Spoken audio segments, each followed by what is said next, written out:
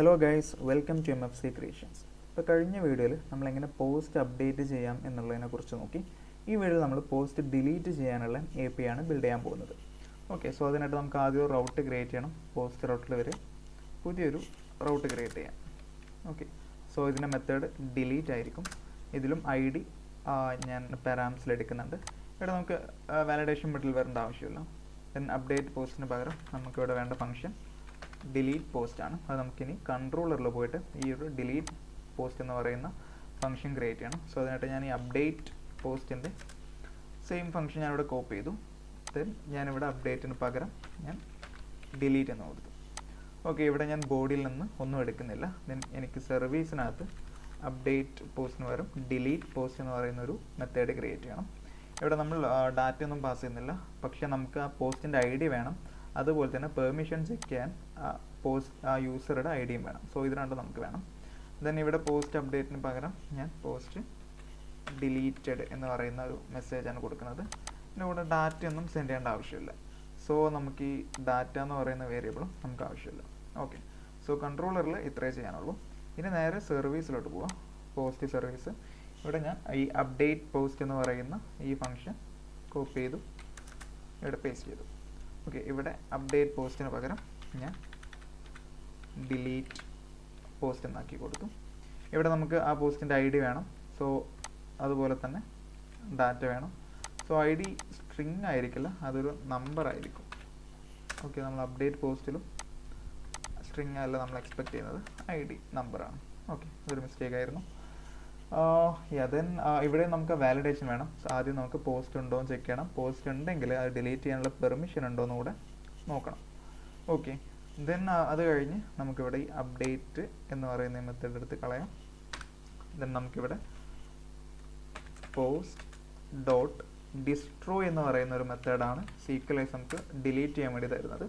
അതിനകത്ത് നമുക്ക് കണ്ടീഷൻ കൊടുക്കാം, വേർ നമ്മൾ ഈ പാസ് ചെയ്യുന്ന IDയിലുള്ള പോസ്റ്റാണ് നമുക്ക് ഡിലീറ്റ് ചെയ്യേണ്ടത്.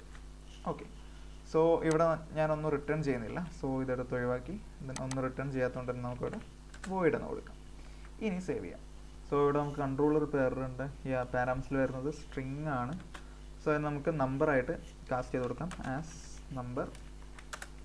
ഓക്കെ, ഇതിന് മുമ്പ് ആസ് എന്നോ. ഇതേ സംഭവം തന്നെ നമുക്ക് അപ്ഡേറ്റിലും റീപ്ലേസ് ചെയ്ത് കൊടുക്കാം. ഇവിടെ നമ്മൾ സൈഡിൽ പകരം. ഓക്കെ, ദെൻ ഇനി പോസ്റ്റ് റൗട്ട് നമുക്ക് സേവ് ചെയ്യാം. ഇനി നേരെ പോസ്റ്റ് മാനിലോട്ട് പോവാം. പുതിയൊരു മെത്തേഡ് ക്രിയേറ്റ് ചെയ്യാം. അതിൻ്റെ കൂടെ നമുക്ക് നെയിം ഡിലീറ്റ് പോസ്റ്റ് എന്ന് കൊടുക്കാം. നമ്മളിവിടെ ചെയ്യാൻ പോകുന്നത് ഡിലീറ്റ് ആണ്. So local host API post. അതിൻ്റെ കൂടെ പോസ്റ്റിൻ്റെ ID ഞാൻ 8ാം നമ്പർ പോസ്റ്റാണ് ഡിലീറ്റ് ചെയ്യാൻ പോകുന്നത്. ദെൻ ഡിലീറ്റ് കൊടുക്കാം. മെത്തേഡ് ഡിലീറ്റ് ആണ്. സോ നമുക്ക് ടോക്കൺ വേണം. നമ്മൾ മുമ്പ് ജനറേറ്റ് ചെയ്ത ആ സെയിം ടോക്കൺ എടുത്ത് ഇവിടെ കൊടുക്കാം, delete post head authorisation. Okay, ഇനി ഹിറ്റ് ചെയ്യാം. അപ്പോൾ നമുക്ക് you don't have permission to update this post. Update this post അല്ല, ഡിലീറ്റ് ദിസ് പോസ്റ്റ് ആണ് വേണ്ടത്. ഓക്കെ, ഓക്കെ, നമുക്കൊന്നുകൂടെ ഹിറ്റ് ചെയ്യാം. ആ സെയിം എറർ മെസ്സേജ് തന്നെ നമുക്കിവിടെ കിട്ടും. കാരണം അതിൻ്റെ ടോക്കൺ വ്യത്യാസമുണ്ട്. 8ാം നമ്പർ പോസ്റ്റ് ക്രിയേറ്റ് ചെയ്ത് ഈ യൂസറല്ല. സോ അതിനായിട്ട് ഈ യൂസറുടെ ടോക്കൺ എടുക്കണം. സോ നമുക്ക് ആ അക്കൗണ്ട് വെച്ച് ലോഗിൻ ചെയ്യാം. ഇനി ഈ ടോക്കൺ കോപ്പി ചെയ്യാം, നേരെ നമ്മുടെ റിക്വസ്റ്റിലോട്ട് പോവാം. ഹെഡറിനകത്ത് ടോക്കൺ മാറ്റി കൊടുക്കാം, ഹിറ്റ് ചെയ്യാം. അപ്പോൾ നമുക്കറിയാം പോസ്റ്റ് ഡിലീറ്റഡ് മെസ്സേജ് കിട്ടി. ഇനി നമ്മൾ ഫെച്ച് പോസ്റ്റിൽ പോയി കഴിഞ്ഞാൽ ഇവിടെ ഞാൻ 8 അടിച്ചാൽ നള്ളാണ് വരിക, കാരണം അത് നമ്മളിപ്പോൾ ഡിലീറ്റ് ചെയ്തു. ഓക്കെ, ഫെച്ച് പോസ്റ്റിൽ പോയി കഴിഞ്ഞാൽ നമുക്ക് ആ ഒരു പോസ്റ്റ് ഇല്ല. ഓക്കെ, അപ്പോൾ ഇങ്ങനെയാണ് നമ്മൾ ഡിലീറ്റ് API ബിൽഡ് ചെയ്യുന്നത്.